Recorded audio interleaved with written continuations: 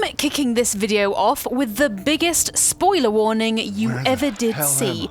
If you want to play Resident Evil Village or don't want to know what happens, stop watching now. I'm serious, I will be spoiling pretty much the entire game. You hear me? All of it. So, you have been warned. Those of you that are still left, hi. Resident Evil Village is absolutely full of moments that made us here at Eurogamer go, what the f***? This doesn't even just cover monster reveals either, which are, of course, classically grotesque in a way only Resident Evil can pull off. Run for your life. The most shocking moments happen in the first half of the game, so that's what I'm going to be covering here. But I want to leave some of these as a surprise, so, without further ado, let's get this quite literally bloody show on the road.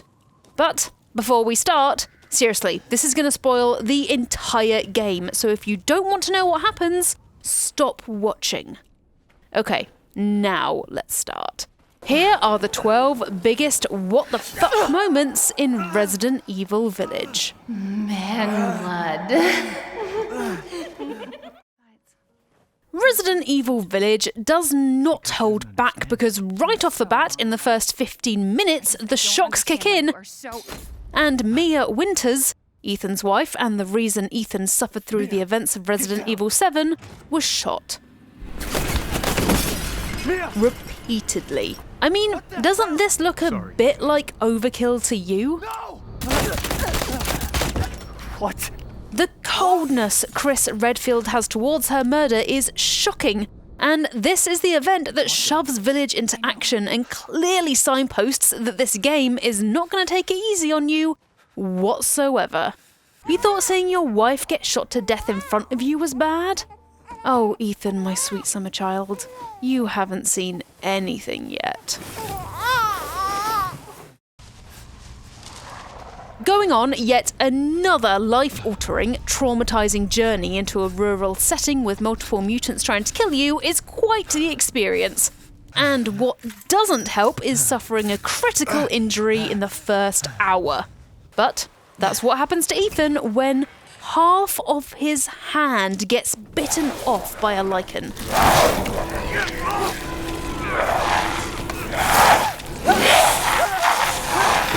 I physically exclaimed, what the f*** when this happened? And for the rest of the game, poor Ethan has 2 missing fingers and a bloody, and probably infected, open wound to deal with. You know, as well as monsters chasing him, death around every corner, being dealt 16 lifetimes worth of trauma, our man really can't catch a break. Wild animal skeletons, spiders, and quite a lot of cobwebs is what we expect to find in crawl spaces under houses. What we and Ethan don't expect is to find bodies. Lots of bodies. Oh, and they're all dead. Yet that's what greets us when Ethan falls through the floorboards and finds where the lichens have seemingly been storing all the villagers they've massacred. And boy, there are a lot of them.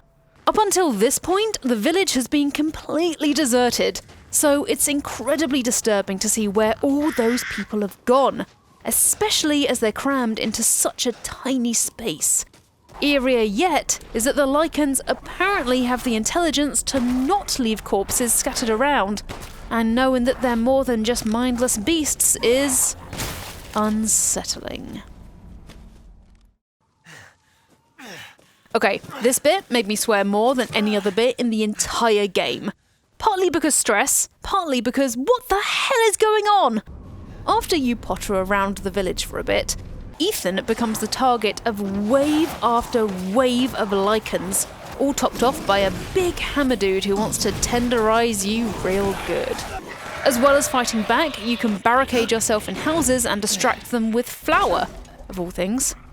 This, right here, is the confirmation that Resident Evil Village is nothing like Resident Evil 7 Biohazard. It's packed with action, there's very few moments of downtime, and you better get familiar with enemies because you're going to be seeing a lot of them.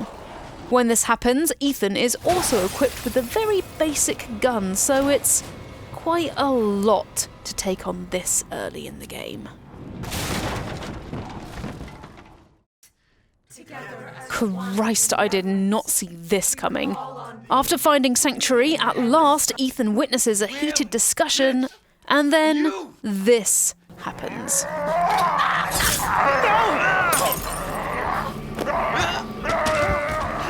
I mean, what the hell? If you had any hope Ethan would find a safe house and keep a bunch of villagers alive, this was the moment that hope died.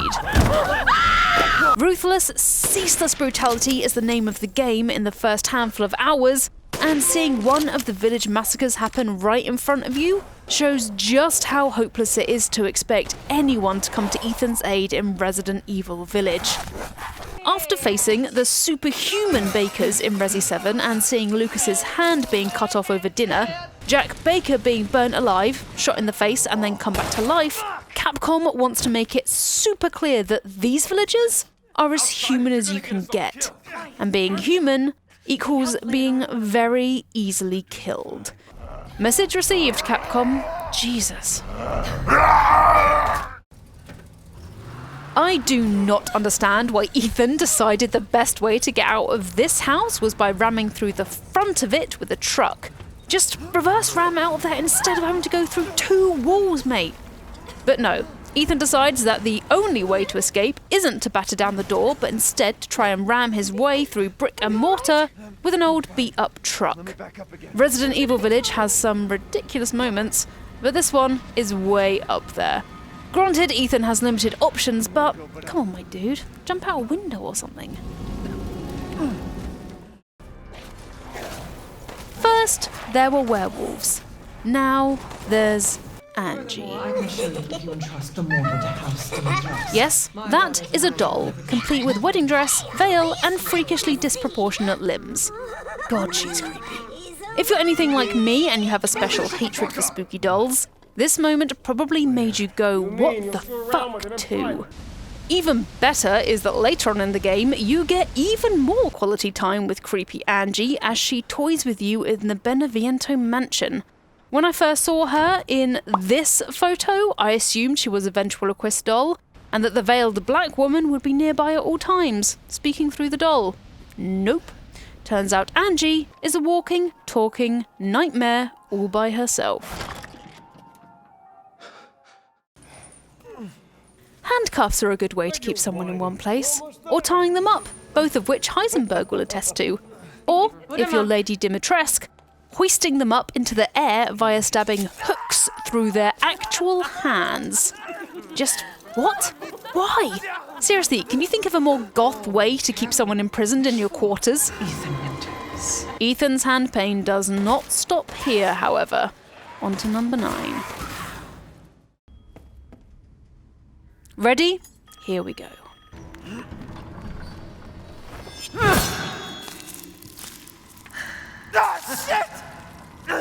What the hell, Lady Dimitrescu? Getting your entire hand chopped off is very reminiscent of this moment in Resident Evil 7, and this time it comes out of absolutely nowhere. No warning chainsaw sound, nothing. I fully thought that Ethan was going to have to do without a hand for the rest of the playthrough, but only a couple of minutes later, this happens.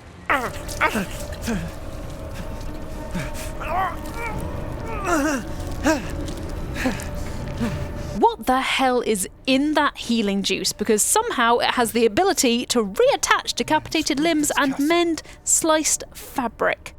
Something might be going on with Ethan's resilience too, but that's a discussion for another time. Just when I think I couldn't love Lady Dimitrescu anymore, she turns into a dragon.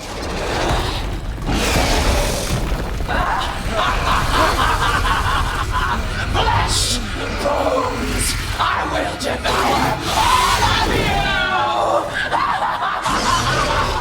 you! A white, mutated, extra torso-having dragon, but a dragon nonetheless. From her extended, deadly sharp fingers and a flower where a tyrant's heart usually is, I fully expected her to turn into something akin to Nemesis, or William Birkin, something vaguely humanoid, as there were theories bouncing around that she might be some kind of tyrant.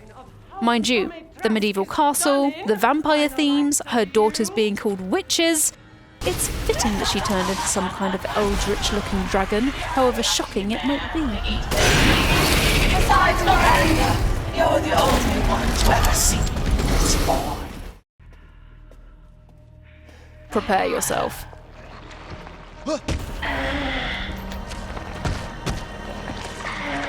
No, thank you. This grotesque, tortured baby creature stalks you around these horribly dark corridors in the Benevento mansion, and you even have to hide from it at one point, all the while wailing out for its daddy and making distorted gurgling noises. This got probably the second biggest what the f*** moment from me during my time with Resident Evil Village, and can you blame me? Rosemary is the basis of this creature, with it being a tortured, nightmarish version of Ethan's daughter that exists to mock his efforts to save his child. So, I imagine it's even more disturbing for our man. Daddy won't let those weird fairy tale monsters get you. Finally, we move on to another doll-themed moment of pure shock, when the dolls in the Benevento mansion did far more than just come alive. They came alive with murderous intent. You're still alive, I suspect most of us wouldn't be that shocked that these dolls came alive at a certain point, but to come alive with knives attached to their bodies and while floating is a very different thing.